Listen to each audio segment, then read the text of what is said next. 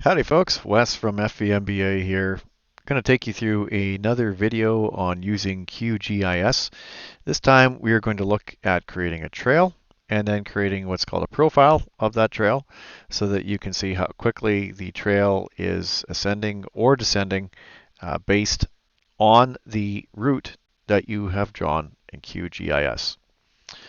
Now, first of all, you'll need to make sure that on your view menu that the layers panel is showing here so that you can choose layers. And then the next thing that you are going to need to do is to make sure that you have the profile tool plugin installed. If you folks go up to the plugins menu and choose manage and install plugins, then what you need to do is type in profile into the search term at the top. And what you're looking for is one that's called the profile tool. So here you can see it's by Boris Yergil and these other folks here. And then choose to install the plugin. Now once that's done, you'll be able to go into the plugins menu and you'll find the profile tool listed here called the terrain profile. So once that's ready to go, now what you could do is take one of the trails that you've drawn in QGIS and just analyze it for its slope. Now, we need to create a connector trail from here right by a works yard, and it's at about 80 meters of elevation. We need to work our way over to the other side of the mountain up to about 290 meters where there is another climb trail that's being provided. So we need to find a trail that can work our way across the mountain, and you can see that we've got some steep zones to try and work with. So I am going to add a layer for this trail. So I'm going to add a new geopackage layer here, and I'll just call it climb, and it's going to be a multi-line layer. That's the kind of geometry it's going to store. And I'm going to give it the same coordinates as the project. And I want to be able to give the different lines that I draw on the screen a name. If I don't do this, they would just be given a number. The layer, of course, will have a name, but I want to be able to give each line that I draw on the screen its own unique name, not just a number. So I'm doing that here, and I'll make it a text field called name, 80 characters long. That's pretty standard stuff. Add it into our fields, and then we are good to go. Now I will keep the Z dimension here. This is just for the database. It's not super critical if you check the box or not. Okay, so here is our new layer. So what I'm going to do is I'm going to throw it in here with I've got a layer group for all of my proposed climb trails, and I'm going to double click on the layer and go to its symbology and make the color like a bright blue, 0.5 millimeters, so it's really easy to see this layer. So now we can start drawing this this new trail's proposed route on the screen. So I'll click on a layer and then right click on it and toggle editing. And then I'm going to go up to my line tool here on just above the drawing area. And I'm going to start drawing this route. So I'll just start clicking here and working my way up the mountain.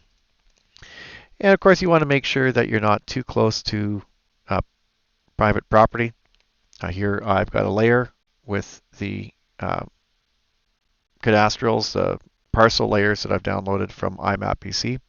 You folks can see my other videos on QGIS for how that's done. And of course you want to make sure that you're at least 15 meters away from a private property line, because that's kind of your maximum accuracy with the portable GPS units, unless you get sort of a more specialized device. So here I'm going to try and just work my way across the mountain here. I'm not paying a whole lot of attention to my slope layer on the screen. You can see I do have the slope layer turned on, but I do have the opacity cranked down a little bit. Just makes it easier to see a new layer when I draw it on the screen. Okay, so rather than do the whole route, I'm just going to right click and finish this line for now. So I'll just call it climb climb 1. There we go. Now what I want to be able to do is to see what kind of a grade that I am making with this climb trail. So I'll save my edits, and I'll hit the pencil icon here to finish editing the layer. So we've got that profile plugin loaded. So I'm going to go to the plugins folder here, and I'm going to fire up the terrain profile tool. Okay, so the way this works is that you have to choose the DEM data set that's underneath this trail. Now I have 2 DEM data sets, a west one and an east one. So I need my east DEM to be added to the profile tool here. So in the top right, this layer here, this zone here on the top right, this is where you choose your DEM. So we're going to add that in. Then what we have to do is go and click on the layer where we are creating a new trail. And under options here, switch to selected layer. So now what we are seeing here is a profile of our trail. So you can see here, you can use your middle mouse to pan around. We're starting at 70 meters and we got up to say 170. So we've gone up 100 meters over about 760 meters of length. So if we just were to look at what we've got here, so 100 meters over 760, so our rise and run, we're about 13%. So that's pretty tough for a sustained climb. If you can try and get it down below that, that's great. If there's nothing you can do about that, not just the kind of grades, that is still possible for someone to climb. Now you can see we've got some steeper spots here and some spots where we're almost losing some elevation just because of the path of the trail. So rather than lose some elevation here, if we could find some way to raise up the trail in this particular section, and you can see on the map, wherever your cursor is on your profile, it shows you where that location is. So you can see how useful this profile tool can be. So if I want to get rid of this little drop and try and maybe lower this and drop this, what I can do is zoom in my main map area and see, maybe here I could go down a little bit lower, and then here, I don't know if I'll be able to go up higher, but we'll give it a go. So you can leave the profile tool open, right click on your new trail layer and edit it, and then go back and grab your vertex tool. And so here we're going to try and see if we can move this trail a little bit and try and get rid of this hump. Now once you are done, save your layer edits and then take the pencil icon and toggle editing again. And what you'll have to do is switch in the drop-down menu here from selected polyline back to selected layer. And what will happen is the profile tool will refresh with your current edits. So here you can see we really did manage to flatten out this hump a little bit. So in this way you can analyze your trail route and see if there are some better ways that you can make your trail climb. So here you can see I've gone like perpendicularly across the contour line. It's not a good way to make a trail, and you can see it's a pretty steep little line that we're proposing there. So probably what would be better to do would be to skip this whole steep area and try and work my way around it.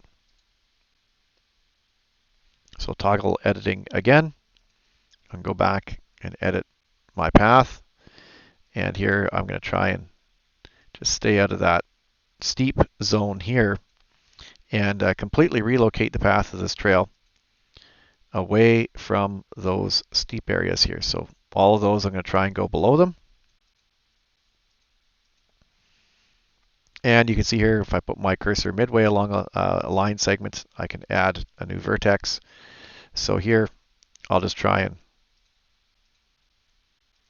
add some segments here and try and make this trail a little easier for someone to climb on. Okay, so let's save those edits and see what we get. So it's still the same layer here selected. So I just have to switch from polyline back to layer. And there we go. So we've managed to flatten out that little bit some more. We've definitely changed the profile and made this an easier climb. Now, I can keep going now and working on the rest of the trail. So I can go back into edit mode here. And of course, when I get to the end of the trail, and I'm using the vertex editor, you can see that if you hit the plus, that will allow you now to start adding some more new line segments. And I can click and begin to work my way up the mountain and just see how these new edits are looking for getting me to my final destination. So I'll save and go back and switch between polyline and layer again. And now we can see where I've gotten to so far. So here to the top of my climb so far, it's about 1 kilometer, and I'm at 196 meters, starting at 70. So that's about 120 meters over 1 kilometer. So if we go back and look at our calculator here, 120 meters over 1 kilometer, that's about a 12% grade. So that's, again, not too bad for a sustained climb for someone to be able to manage. Now, of course, once you are done with your proposed route, you can right-click on the trail and export it to a KML file. So I hope you find the profile tool helpful. I think it's the absolutely necessary part of planning a new trail, just to make sure that your grades are realistic for being ridden on by a bicycle.